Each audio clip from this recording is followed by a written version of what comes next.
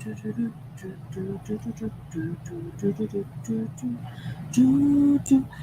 kia ora, Helen Brums here coming to you live from Sun City in Arizona. Hope you're having a super fantastic sparkling day.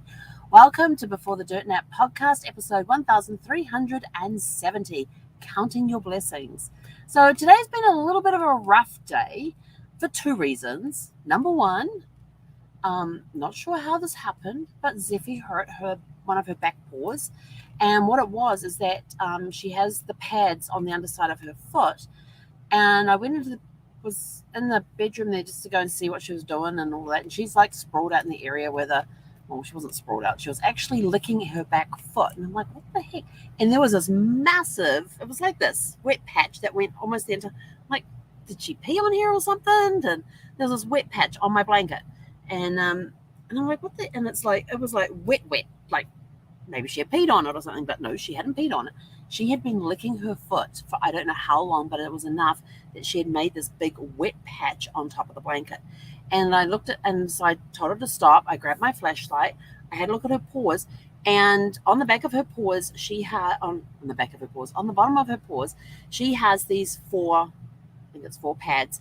And the two middle ones, and on one of the insides of the two middle ones, she had actually licked it raw. So they kind of had that leathery outside area on their paws, but this was between the pads. So their pads are kind of this leathery covering, and she had completely licked off this leathery covering, and it was raw underneath. And I was sort of like, oh no. And I thought, do I have any Neosporin? Do I have any bag balm? No. Okay, we're going to have to get some of that. Because that's what I've done in the past for dogs with injuries. And you put the Neosporin on first, then you put the bag balm on top, and then you let it sit. But you cover it up so they can't lick it. It actually doesn't matter if they do lick it, but preferably you don't want them licking it because then it just irritates the area again. And so I thought, what can I put on there to stop her licking her foot? And I thought, I know, I have the baby socks. And you're going, you have baby socks? Yes, I have baby socks because somebody told me in order to get dogs used to wearing booties is that you put them in baby socks first so they get used to the feel of something on their foot, and then you graduate them up to their doggy boots. And so I grabbed one of the baby socks, I put on her foot, and I thought, she's going to pull that off. So I got some tape that I had, and I wrapped it around it a few times. It's not tight, it is loose, but it's not loose enough that she can pull it off. And she looked at this thing, and she looked at me, and she looked at this thing, and I say, what the heck is this? And so then I remembered I hadn't given her a Claritin. She has to have a Claritin once a day for her allergies. And so I said, come on, do you want a treat? And so she comes. I should have set the phone up for this. It was hilarious. She comes out of the bedroom, and whenever she goes to put the weight down on the foot that had the sock on it, she'll pick it up and flip it like this, and then go to put it down again and flip it. And she was hopping along on three legs and flipping this fourth foot every time she went to put it down. It just felt weird. But she managed to jump up on top of the dashboard, lay in her bed for a while, looked at this thing, and every time she went to look at it, I went, no. And she hasn't been after it, which has been awesome.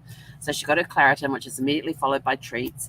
And then later on, I called her out again for another treat, and she's still doing the little leaf. But now she walks fine on it. She's walking up and down the thing, and I'm not sure what we're going to do when we go outside. I'll probably leave the sock on there just to protect the foot, even though it's not going to give it much protection.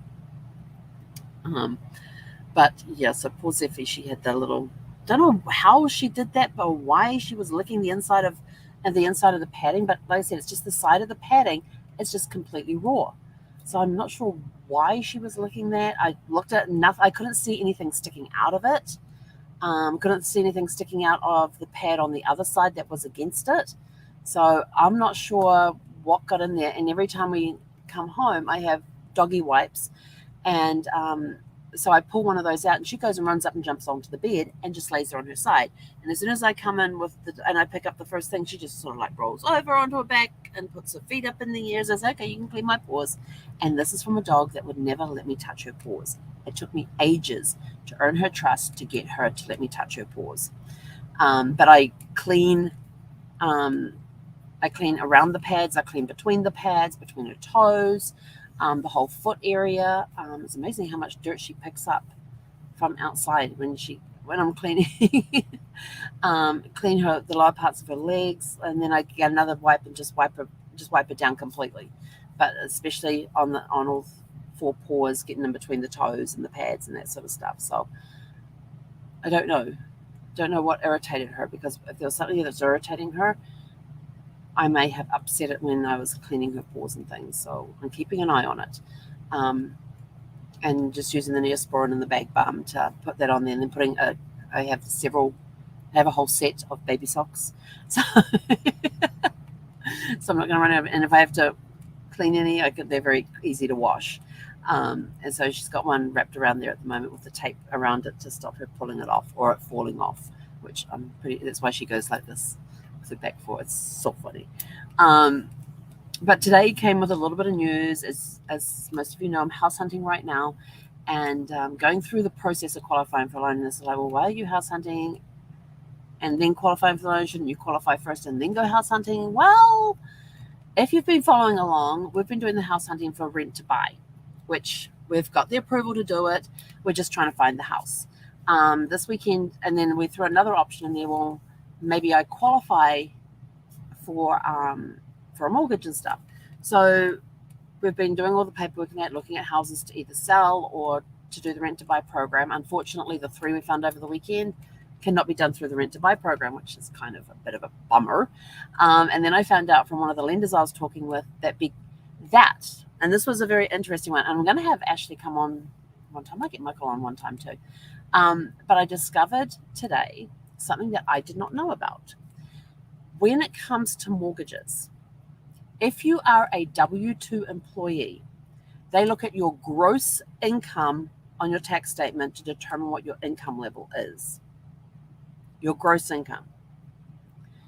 Mine is on the good side, and a lot can be done with it, but I'm not a W-2 employee. I'm a 1099, self-employed. Well, when you come to self-employed and 1099s, they look at your net income after you've taken in all your expenses and removed it from your gross income. What are you left over net for the year? Because that's what they figure the taxes out on. And I looked at and I said to the guy, I says, really? I said, I'm busting my butt here to make a decent living, but because I can claim all of the stuff like rent and utilities, and this is after all the expenses have been taken out, and they're saying that that's the figure I'm left with to live on for a year with my mortgage and everything else. And they go, basically, yeah. And I'm like, yeah, I'm not happy about that. I think that is totally unfair, that because you are self-employed, that you get penalized when it comes to applying for mortgages, because they look at your net income, not your gross income. But if you're a W-2 employee, they look at your gross income, not your net income. And I was like, I just don't understand the logic of that. And he goes, neither do I. So he was totally on my side with this one. And so I was like, really? So that was a bit of a setback today, because my net income was not a lot. By the time you took out all of the living expenses and the business expenses and all of that sort of stuff, there was not a lot left at the end of the year, as far as income is concerned. And I said, yeah, it's like that with any mortgage. And I was like, okay, so even if I went through the builders, lenders with their incentives and everything else, I still wouldn't qualify. So I'm sort of like, So now we're looking for other creative ways that I could perhaps qualify for a mortgage in different ways. So that was a bit of a setback this morning. It's like, nope, let's get off this and let's find out who else can we talk to, and what opportunities are out there, and that sort of thing as well. So that's the process we're in right now. Plus, we're also back to looking for the rent to purchase option as well. And somebody says, oh, well, if you come back in a year, I'll be able to help you. So I spoke to other people, and one said, oh, if you come back in a year, I'll be able to help you. And I'm like, yeah, no, I'm not spending another summer in the RV. Like, yeah, I understand that. Well, and they start giving all these suggestions and stuff, and I'm like, yeah, no. And she said, oh, then you get your income up. I says, but my net income will still be a lot lower by the time you take out business expenses and rent and utilities and all of that. And she's like, oh, but then we could do this. We could look at doing this type of loan or this type of one, because you need this sort of a down payment. And I'm sort of like, So we are still open to options. We are still looking. We haven't given up on anything yet. It's just we get a couple of setbacks, but that's okay because you learn new things. Every time you get a setback, you learn something new, and you can now move forward with more knowledge on things and make more informed decisions and look for other creative ways that you could do things. So all is not lost. We have options. We just got to find them. I don't know what they all are right now, but the rent to purchase one is definitely back on the table and definitely going to be house hunting again to look for these rent to own options, rent to buy options again. So that search is back on. Really annoyed that the ones that I like didn't hit. Yeah. So, but obviously not meant for me, or if they are meant for me, the way to get them will appear. So I'm a firm believer that everything happens for a reason, and it may be the timing is wrong. It may not be that these 3 houses that we looked at may not be the right ones for me.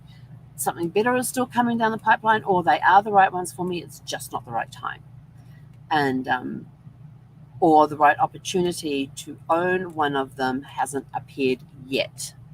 So I'm still positive about all of this. Yes, I got a little upset about finding out about my income. Because with my gross income, I would have been a shoo-in. I would have been able to apply, would have been able to be qualified, but no, it's net income, some side. And I said, how do people do this? And they were explaining to me that they even have people who, their gross income is 6 or 7 figures, but by the time they take in all the deductions and everything else, they don't even qualify with their net income. I'm like, really? Wow. So yeah, I'm not in the 6 or 7 figure income range yet, but it was interesting. It's an interesting experience to go through. So it's an exercise I have never. It's a situation I have never done before, with looking for mortgages and different, all the different plans and stuff that are out there, and so I'm still looking. I'm still open. I am still looking. It's just a challenge at times, but that's okay. Challenges help us stretch and grow. Uh, which then I go back to basics and I'm like, okay, what can I be grateful for? Let's count my blessings. So this is where, you get a setback and you can either let it hold you back and not continue to step forward and continue to stretch and grow, or you can turn around and say, okay, let me count my blessings. What do I have right now? Well, I do have a roof over my head. And if I want this spot for another year, I've got it. It's not a problem. I just go up to the main office and say, I'm staying another year. And they're like, excellent. I just fill out their little paperwork, staying another year. Boom. Here's the money here's the 12 months rent in advance. So there is that option there. The other option is to go to a standard rental, and I'm sort of a little hesitant on that one, simply because with standard rentals, it's a whole different story, a whole different ballgame and things. And I like the rent to own option with the company that we're looking at, because here is your rent for the next 5 years. Year 1, you pay this. Year 2, you pay this. Year 3. And they have a standard percentage that it goes up every year. The same with the house prices. If you want to purchase here in year 1, this is what it's going to cost you. Year 2, this. Year 3, that. Da, da, da, da, da. And and it goes up a standard rate each year as well. So I have that laid out in front of me. I'm in the house for 5 years. There's not a problem. And blah, blah, blah, blah. Whereas with standard rental, you don't get that. Yeah. So I like knowing this is what it's going to be for the next 5 years. And I'm comfortable with that because I can do that. So, maybe we do it for a year and then buy the house that we're in. Who knows? I'm only planning on renting for 2 to 3 years and purchasing it, and either purchasing or leaving. So we'll see. But, counting the blessings, like I already have a roof over my head, which I own outright. I lease the spot that I'm on, and if they tell me I have to get out, I can pack up and drive somewhere else. What else do we have? Zeffy's in good health. What are you doing, Zeffy? Zeffy, you leave that back leg alone. She's trying to lick it. I'm watching you. And she's like, I don't know what you're talking about. Crazy dog. And I have, I have work. coming in, which is good. And I got, more work coming in, which is even better. So, sit down and count your blessings. What is it that you have? You may not get what you're wanting right now, but count your blessings of what you already have. Because sometimes it's sort of like, oh yeah, do I really need that? Is it the right time for me? Obviously not, because if things are not aligning, it's not the right time. So we'll just keep plodding along and see what happens. But take time out of your day, especially if you're feeling a little down. Count your blessings, because when you are great, I'm grateful I've got a roof over my head. I know there's many people out there that don't even have that. So I'm grateful that I have that. I'm grateful I have savings. I am grateful that I have investments. I am grateful investments that are making money. I am grateful that I have Zeffie with me as a companion and things. And I enjoy my little puppy. She's a good little girl. She's so funny. She keeps me amused and entertained and everything else. I'm grateful that I have food in my refrigerator and my pantry. That I've got good food to eat. I'm grateful that I have a car to get me around from point A to point B. I'm grateful that I have packages sitting at my mailbox that I haven't gone to pick up yet. And I don't know I know what a couple of them may be, but for the rest of them, I don't know. So I may get surprised when I go to get my mail. I'll get a surprise saying, this is what you've got, yay. So there's many things that I can count that I am grateful for that outweigh the disappointments that are happening right now, or the challenges that are happening. I still have my gratitude list is very long, and I am extremely grateful for my gratitude list. It helps me when I'm going through the challenges to remember that always come from a place of love, always come from a place of gratitude, to help get through those challenges. And yes, through those challenges, you are going to learn, you're going to stretch, you're going to grow, because something better is coming. And the reason you go through challenges is to prepare you for what is coming, because you may currently not be in the right mental state of mind in order to receive what is coming, which means that it's not going to work. So you go through these challenges to stretch and grow, physically, mentally, spiritually, whatever you want to call it, mind, body, and soul growth. And it prepares you for what is coming. There is something better coming. You're just not mentally prepared for it right now. But it is coming, and you will be prepared for it when it does come, because you've been through these challenges, which has helped prepare you for it. Whew. So that's it from me for today. Remember, count your blessings. If life is getting you down, what is it that you have that you're grateful for? Do you have family? Do you have friends? Do you have animals around you that you absolutely love and adore? Do you have a roof over your head? Do you have food on the table? Do you have friends that are supportive and help you and encourage you? Do you have some great mentors that you can work with that you're thankful for? Do you have the love and support of a family? Do you have people that may not be blood related, but you consider family because you are so close with them? There's a lot of stuff out there that we can be grateful for. I'm grateful for the wind coming through right now, hopefully blowing away all this pollen and cleaning out the air, so that when Zeph and I go outside, we can actually breathe. Although we are under a fire watch, red flag warning, because of high winds and dry conditions. And that's till like 8 o'clock tonight, so we'll see.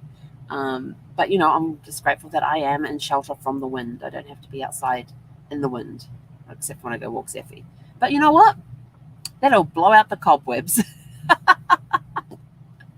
That will blow out the cobwebs. I love it when I'm out. I love being out in nature. I love being around plants and trees, especially trees and grass, and just being in amongst nature and being able to be in a place where you can take your shoes off and just squish your feet in the grass and that sort of thing. You can't do it here because that's where all the dogs pee and poo is on the grass. So yeah, that's out, which is why I clean her paws whenever we come inside. Her paws get cleaned, and she's so funny with that. I'm glad that I've got a dog that amuses me, that I can just sit and talk to, and she will sit and listen, or she'll just curl up and go to sleep and go, yeah, you keep yammering, I'm just tired. Or who comes out at 10 o'clock at night and looks at you and goes, and puts her paw on the seat next to you to say, it's bedtime. She's a little, I call her Mama Z at times. She's Mama Z at times. She's a little mama dog. and she will corral other dogs and watch over them and discipline them as needed. Like if they get told not to do something and they go do it, she will walk up to them and bop them on the back of her head with her paw and just put her head up and just walk away, very regal looking. So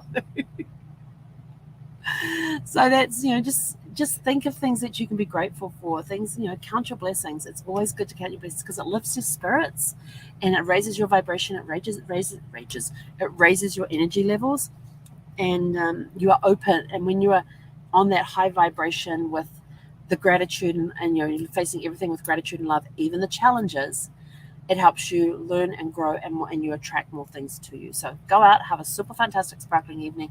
Go sit down, count your blessings. If you want to, do a gratitude journal when you wake up in the morning, write down 3 to 5 things that you're grateful for that morning, or write in that before blah blah blah blah. Before you end the day, write down 3 to 5 things that you are grateful that happened that day.